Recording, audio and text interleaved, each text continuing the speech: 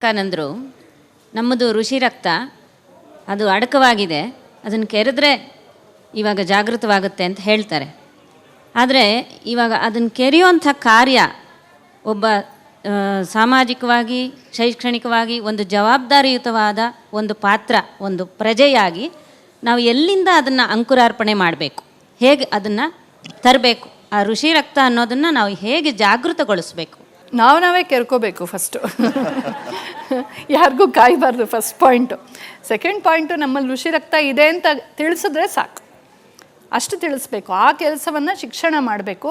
ಶಿಕ್ಷಣ ಮಾಡ್ತಾ ಇಲ್ಲ. ಯಾರ್ಯಾರೋ ವಾಮಪಂಥೀಯರ ಕೈಯಲ್ಲಿ ಹೋಗ್ಬಿಟ್ಟು ಈ ದೇಶವನ್ನು ಬೈಯುವಂಥ ಕೆಲಸ, ಈ ದೇಶಕ್ಕೆ ಆಕ್ರಮಣ ಮಾಡಿದಂಥವರ ಗ್ಲೋರಿಫಿಕೇಷನ್, ವೈಭವೀಕರಣ, ಈ ದೇಶಕ್ಕೆ ತಮ್ಮ ಬೆವರನ್ನು ಸುರಿಸಿದ ಪ್ರಾಣ ಕೊಟ್ಟಂಥವ್ರ ಬಗ್ಗೆ ಏನೂ ಗೊತ್ತಿಲ್ಲ. ಹಾಗಾಗಿ ನಮ್ಮ ಪಠ್ಯಪುಸ್ತಕಗಳಲ್ಲಿ ಭಾರತೀಯತೆಯೇ ಸಾಕಷ್ಟು ಮರೆಯಾಗ್ಬಿಟ್ಟಿದೆ. ಏನೋ ನಾಮಕೆ ವಾಸ್ತೆ ಕನ್ನಡದಲ್ಲಿ ಒಂದು ಸ್ವಲ್ಪ ಅಲ್ಲೊಂದು ಪದ್ಯ ಇಲ್ಲೊಂದು ತೋರಿಸ್ಬಿಡ್ತಾರೆ, ಮಿಕ್ಕಿದ್ದೆಲ್ಲ ಬೇರೆ ಏನೋ. ಹಾಗಾಗಬಾರ್ದು. ನಾವು ನಮ್ಮಲ್ಲಿ ಋಷಿಗಳ ರಕ್ತ ಹರಿತಾ ಇದೆ ಅಂತ ಫಸ್ಟ್ ಹೇಳಬೇಕು. ಎರಡನೇದು, ಋಷಿಗಳ ರಕ್ತ ಅಂದರೆ ಏನರ್ಥ? ಅದು ರೇಸಿಸಮ್ ಅಲ್ಲ, ಅದು ಮತ್ತೆ ಜನಾಂಗೀಯ ಭಾವ ಅಲ್ಲ. ಋಷಿ ಅಂದರೆ ಯಾರು? ಋಷಿ ಕ್ರಾಂತದರ್ಶನಾಥ್. ಈ ಜಗತ್ತನ್ನು ಉನ್ನತ ದೃಷ್ಟಿಯಿಂದ ನೋಡಿದಂಥವನು, ಈ ಪ್ರಕೃತಿಯ ಮಹಾನ್ ರಹಸ್ಯಗಳನ್ನು ತಾನು ತಿಳಿದು ಅದನ್ನು ವಿದ್ಯಾರೂಪಕ್ಕೆ ತಂದು ಅದನ್ನು ಜಗತ್ತಿಗೆ ನಿಸ್ವಾರ್ಥವಾಗಿ ಕೊಟ್ಟಂಥವನು ಋಷಿ.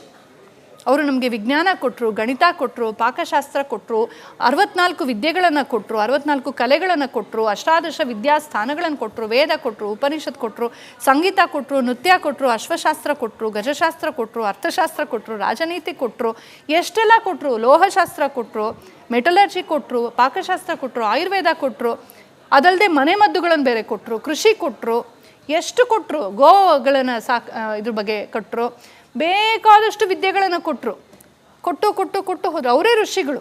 ಅಂಥ ಋಷಿಗಳ ರಕ್ತ ನಮ್ಮಲ್ಲಿ ಹರಿತಾ ಇದೆ. ಸೊ ಬದುಕಿದ್ರೆ ದೇಶಕ್ಕಾಗಿ ಬದುಕು, ಧರ್ಮಕ್ಕಾಗಿ ಬದುಕು, ಸಮಾಜಕ್ಕಾಗಿ ಬದುಕು. ನಾವು 4 ದಿನ ಇರ್ತೀವಿ, ಹೋಗ್ತೀವಿ. ಆ ಇರುವ ಅಷ್ಟು ದಿನದಲ್ಲಿ ನಾನು ಎಷ್ಟು ಚೆನ್ನಾಗಿ ಅರ್ಥಪೂರ್ಣವಾಗಿ ನನ್ನ ಒಳಗಿನ ವಿದ್ಯೆಯನ್ನು ಅರಳಿಸ್ಕೊಂಡು ಜಗತ್ತಿಗೆ ಕೊಟ್ಟು ಹೋಗ್ತೀನಿ ಅನ್ನೋದು ಮುಖ್ಯ. ಅದನ್ನು ಮಾಡಿದಂಥವು ಋಷಿಗಳು. ಅಂಥ ಋಷಿಗಳ ಸಂತಾನ ನಾನು ಅಂತ ಹೇಳಿದಾಗ ನಾನು ಏನಾದ್ರು ಮಾಡಬೇಕಪ್ಪ ಅಂತ ಅನಿಸುತ್ತೆ ಅಲ್ವಾ? ಸೊ ಮೊದಲು ನಾವು ಮಕ್ಕಳಿಗೆ ನಾವು ಋಷಿ ಸಂತಾನ. ಋಷಿಗಳು ಅಂದರೆ ಮಹಾಜ್ಞಾನಿಗಳು. ಆ ಜ್ಞಾನವನ್ನು ಸಮಾಜಕ್ಕೆ ನಿಸ್ವಾರ್ಥವಾಗಿ ಕೊಟ್ಟವರು. ಜ್ಞಾನ ಅಂದರೆ ಬರೀ ಅಧ್ಯಾತ್ಮ ಜ್ಞಾನ ಅಲ್ಲ, ಲೌಕಿಕ ಜ್ಞಾನವನ್ನೂ ಬೇಕಾದಷ್ಟು ಕೊಟ್ಟಿದೆ. ಮನೆ ಹೆಂಗೆ ಕಟ್ಟೋದು ಅಂತಲೂ ಕೂಡ ಇದೆ. ವಾಸ್ತುಶಿಲ್ಪಶಾಸ್ತ್ರವೂ ಇದೆ, ಮೂರ್ತಿ ಶಿಲ್ಪಶಾಸ್ತ್ರವೂ ಇದೆ, ಎಲ್ಲನೂ ಇದೆ. ಹಾಗಾಗಿ ಇದನ್ನು ತಿಳಿಪಡಿಸ್ತಾ ಬರಬೇಕು. ಶಾಲೆಗಳಲ್ಲಿ ಶಿಕ್ಷಕರು, ಪೋಷಕರು ಮಕ್ಕಳಿಗೆ ನಾವು ಭಾರತೀಯರು, ನಾವು ಇಂಥವರು, ಈ ದೇಶ ಇಂಥದ್ದು, ರಾಮನಡಿ ಇಟ್ಟನೆಲ್ಲ ಭೀಮನುಸುರಿದ ಗಾಳಿ ವ್ಯೋಮದಿಂ ಭಗೀರಥಂ ತಂದ ಸುರತಟಿನಿ ಅಂತ DVG ಹೇಳ್ತಾರಲ್ಲ, ಅಂಥ ಊರಲ್ಲಿ ಇದ್ದೀವಪ್ಪ ನಾವು. ಸೊ ನೀನು ಯಾಕೆ ಆ ಮಾಲಲ್ಲಿ ಹೋಗಿ ಹುಚ್ಚಾಟ ಕುಡಿದ್ಕೊಂಡು ಕುಪ್ಪಳಿಸ್ಕೊಂಡು ಬಿದ್ದು ಹುಚ್ಚುಚ್ಚಾಗಿ ಆಡ್ತೀಯ, ನೀನು ಯಾಕೆ ಇನ್ನೊಬ್ಬರ ಥರ ಆಡ್ತೀಯಾ ಅಂತ ನಾವು ಮಕ್ಕಳಿಗೆ ಹೇಳಬೇಕಾಗತ್ತೆ. ನನ್ನ ಹೆಸರು ನಾಗೇಂದ್ರ ಅಂತ ಹೇಳಿ. ನಾನು I was a journalist, but after that commerce industry ಡಿಪಾರ್ಟ್ಮೆಂಟಲ್ಲಿ ಡೆಪ್ಟಿ ಸೆಕ್ರೆಟರಿ ಆಗಿ ಒಂದು ಆರ್ಗನೈಸೇಷನಲ್ಲಿ ರಿಟೈರ್ಡ್ ಆದೆ. ಬಟ್ ನನ್ನ ಪ್ರಶ್ನೆ ಏನು ಅಂದರೆ, ನೀವು ಫಸ್ಟು ಈ ಡಿಸ್ಕಷನ್ ಸ್ಟಾರ್ಟ್ ಆಗಿದ್ದೇನೆ ನ್ಯೂ ಇಯರ್ ಸಂಬಂಧಪಟ್ಟಂಗೆ. ಇವಾಗ ನ್ಯೂ ಇಯರು ಅಂದರೆ ನಮ್ಮ ಹಿಂದೂಗಳಿಗೆ ಉಗಾದಿ ಓಕೆ, ಬಟ್ ಇವರು ಹೇಗೆ ಕ್ರಿಸ್ಮಸ್ಸು ಅಥವಾ ಇನ್ನೊಂದು ಆಚರಿಸ್ತಾರೋ ಅದೇ ಥರ ಈ 1ನೇ ತಾರೀಕನ್ನು ಆಚರಿಸ್ಕೊತಾರೆ. ಅವರು ಕುಡಿದು ಕುಪ್ಪಳಿಸಿ ಏನು ಮಾಡ್ತಾರೋ ಅದು ಅದು ಸೆಕೆಂಡ್ರಿ. ಆದರೆ ಇದಕ್ಕೆಲ್ಲ ವೇದಿಕೆಯನ್ನು ಯಾರು ಕಲ್ಪಿಸ್ಕೊಟ್ಟೋರು ಅನ್ನೋದು ಮೊದಲನೇ ವಿಷಯ. ಮತ್ತು ಇನ್ನೊಂದು, ನೀವು ಮಕಾಲೆಯ ಬಗ್ಗೆ ಹೇಳಿದ್ರಿ, ಎಜುಕೇಷನ್ ಹೇಗೆ ನಮ್ಮ ಹಿಂದೂಗಳ ಎಜುಕೇಷನ್ ಹಾಳು ಮಾಡಿ ಅವ್ರದನ್ನು ಹೇರಿದ್ರು ಅಂತ. ಇದರಲ್ಲಿ ಏನಾಗುತ್ತೆ, ಇವಾಗ ನಾವೊಬ್ಬರೇ ಇರಲಿಲ್ಲ ಸ್ವಾತಂತ್ರ್ಯ ಸಂಗ್ರಾಮದ ಟೈಮಲ್ಲಿ.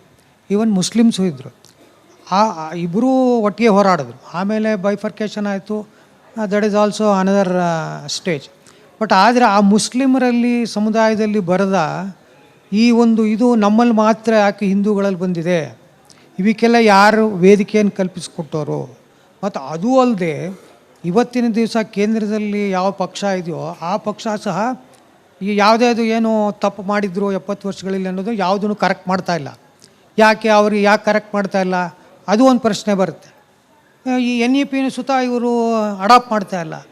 ಆಮೇಲೆ ಜೊತೆ ನೀವು ಇನ್ನೊಂದು ಪಾಶ್ಚಾತ್ಯ ಸಂಸ್ಕೃತಿ, ಲಿವ್ ಇನ್ ರಿಲೇಷನ್ಶಿಪ್ಪು, ಇದಕ್ಕೆ ನಮ್ಮ ನ್ಯಾಯಾಧೀಕರಣವೇ ಇದು ಕೊಡ್ತಾ ಇದೆ, ಏನು ಇಂಬು ಕೊಡ್ತಾ ಇದೆ. ಹೀಗೆಲ್ಲ ಇರ್ಬೇಕಾದ್ರೆ ಇದಕ್ಕೆ ಯಾರ್ಯಾರೊಬ್ಬ ಲೀಡರ್ ಬೇಕಲ್ಲ, ಇದನ್ನೆಲ್ಲ ಇದು ಮಾಡೋಕ್ಕೆ. ಯಾಕೆ ಮಾಡ್ತಾಯಿಲ್ಲ, ಪಕ್ಷವೂ ಮಾಡ್ತಾಯಿಲ್ಲ, ಯಾರು ಮಾಡ್ತಾಯಿಲ್ಲ, ಸುಮ್ಮನೆ ಬರೀ ಖಾಲಿ ದೂರದ್ರೆ ಏನು ಪ್ರಯೋಜನ ಅಂತ.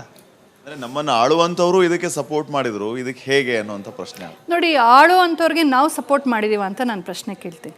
ಆಳುವಂಥವ್ರು ತುಂಬ ವೋಕಲ್ ಆಗಿ ಇದನ್ನು ಅಡ್ರೆಸ್ ಮಾಡೋಕ್ಕೆ ಹೋದರೆ ನಾಳೆ ಓಟ್ ಬರುತ್ತಾ ಅವ್ರಿಗೇನೋ ಪ್ರಶ್ನೆ ಇದೆ. ಯೋಚನೆ ಮಾಡಬೇಕು. ಫಸ್ಟು ಪೊಲಿಟಿಕಲ್ ಪವರ್ ಮುಖ್ಯ ಅಲ್ವಾ? ಅಧಿಕಾರವೇ ಇಲ್ಲದೆ ಹೋದರೆ ಅವ್ರು ಏನೂ ಮಾಡೋಕ್ಕಾಗೋದಿಲ್ಲ.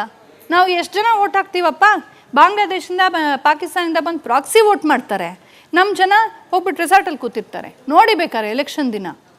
ಹಾಗಾಗಿ ನನಗೇನು ಅನ್ಸೋದು ಅಂದರೆ, ನೀವು ಹೇಳಿದ ಒಂದು ಪ್ರಶ್ನೆ ಅರ್ಥಪೂರ್ಣವಾಗಿದೆ. ಮುಸ್ಲಿಮ್ಸು ಇದ್ದರು, ಕ್ರಿಶ್ಚಿಯನ್ಸು ಇದ್ದರು, ಅವ್ರಿಗೆ ಇಷ್ಟು ಇದು ಅಫೆಕ್ಟ್ ಆಗಲಿಲ್ಲ, ನಮ್ಗೆ ಯಾಕೆ ಆಯಿತು ಅಂತ. ಯಾಕೆಂದರೆ ಸೆಕ್ಯುಲರಿಸಮ್ನ ಬೋಧಿಸಿರೋದು ನಮಗೆ ಮಾತ್ರನೇ. ಹಿಂದೂಗಳು ಮಾತ್ರ ಬಾಯಿ ಮುಚ್ಕೊಂಡಿರಿ, ಸೆಕ್ಯುಲರ್ ಆಗಿ ಬಾಗಿಲು ತೆಕ್ಕೊಳ್ಳಿ, ನಿಮ್ಮದೆಲ್ಲ ಬಿಟ್ಬಿಡಿ, ಆಗ ನೀವು ನಮಗೆ ಒಪ್ಪಿಗೆ ಆಗ್ತೀರಾ. ಆದರೆ ಅವರ ಚರ್ಚ್ಗಳಲ್ಲಿ, ಅವರ ಮಸೀದಿಗಳಲ್ಲಿ ಅಲ್ಲಿ ಅವರು ತುಂಬ ಅವ್ರಿಗೆ ಚೆನ್ನಾಗಿ ಇನ್ಸುಲೇಟ್ ಮಾಡ್ತಾರೆ, ಬುದ್ಧಿ ಹೇಳ್ತಾರೆ. ನಮಗೆ ಪ್ರತಿದಿನ ದೇವಸ್ಥಾನಕ್ಕೆ ಹೋಗೋದಾಗಲಿ, ನಮ್ಮ ಮಠ ಮಂದಿರಗಳ ಗುರುಗಳ ಮಾತು ಕೇಳೋದಾಗಲಿ ಅಭ್ಯಾಸ ತಪ್ಪಿ ಹೋಗಿದೆ. ಯಾಕೆ? ಸಿನಿಮಾಗಳಲ್ಲಿ, ಧಾರಾವಾಹಿಗಳಲ್ಲಿ ನಿರಂತರವಾಗಿ ಸನ್ಯಾಸಿಗಳನ್ನು ಕೆಟ್ಟದಾಗಿ ತೋರಿಸಿ ಅರ್ಚಕರನ್ನು, ಸನ್ಯಾಸಿಗಳನ್ನು, ಜಮೀನ್ದಾರರನ್ನು, ಇವಾಗ ಪೊಲೀಸರನ್ನ ಎಲ್ಲರೂ ಯೂಸ್ಲೆಸ್ ಥರ ತೋರಿಸಿ ನಮಗೆಲ್ಲರ ಬಗ್ಗೆನೂ ಟ್ರಸ್ಟ್ ಹೊಟ್ಟೋಗ್ಬಿಟ್ಟಿದೆ. ಹಾಗಾಗಿ ಯಾರು ಯಾವ ಗುರುಗಳ ಮಾತು ಕೇಳಲ್ಲ, ಹೇಳೋಕ್ಕೆ ಅಪ್ಪ ಅಮ್ಮಂದ್ರಿಗೆ ಗೊತ್ತಿರೋ ಅರ್ಥ ಕರ್ಕೊಂಡು ಹೋಗೋದಕ್ಕೆ ಆಗೋದಿಲ್ಲ. ಹಾಗಾಗಿ ನಮ್ಮ ಮಕ್ಕಳಿಗೆ ಕೊನೆಗೆ ಮೆಕಾಲೆ ಶಿಕ್ಷಣ, ಆ ಕಚಡ ಬಾಲಿವುಡ್ನಲ್ಲಿ ಏನಿದೆಯೋ ಅದೇ ಇವ್ರಿಗೆ ಶಿಕ್ಷಣವಾಗಿದೆ. ವಾಮಪಂಥೀಯರ್ದು ಏನೇನೋ ಇರುತ್ತಲ್ಲ ಅದನ್ನು ಓದ್ಕೊಳ್ತಾರೆ, ಅದರಿಂದ ಬ್ರೈನ್ ವಾಶ್ ಆಗ್ತಾರೆ. ನಾವು ಮಕ್ಕಳಿಗೆ ನೋಡಪ್ಪ ಇದಮಿತ್ತಮ್ ಅಂತ ಹೇಳಬೇಕು. ನಮ್ಮ ಧರ್ಮಗುರುಗಳೊಂದಿಗೆ ನಾವು ಕನೆಕ್ಷನ್ ಇಟ್ಕೋಬೇಕು. ಚೂಸ್ ಮಾಡ್ಕೊಳ್ಳಿ, ಬೇಕಾರೆ ಯಾರು ಒಳ್ಳೆಯವರು ಕೆಟ್ಟವ್ರು ನೋಡ್ಕೊಂಡು ಚೂಸ್ ಮಾಡಿ.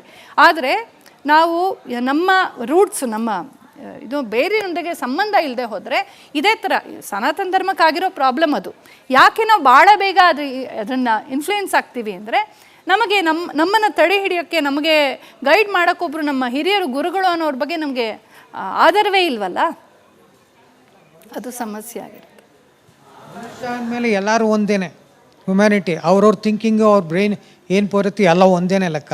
ಅವರಲ್ಲಿ ಬೇರೆ ಯಾಕೆ ಥಿಂಕಿಂಗ್ ಬರುತ್ತೆ? ಅವ್ರು ಮೊದಲಿಂದ ಮದ್ರಾಸ ಎಜುಕೇಷನ್ ಕೊಟ್ಟರು, ಅದೊಂಥರ. ಇದು ನಮ್ಮಲ್ಲಿ ನಮ್ಮವರು ಸಾಕಷ್ಟು ಏನು ಓದ್ಕೊಂಡು ಹಳೆಯದೆಲ್ಲ, ಯಾಕೆ ಅವರಲ್ಲಿ ಮಾತ್ರ ಬರೋದಿಲ್ಲ?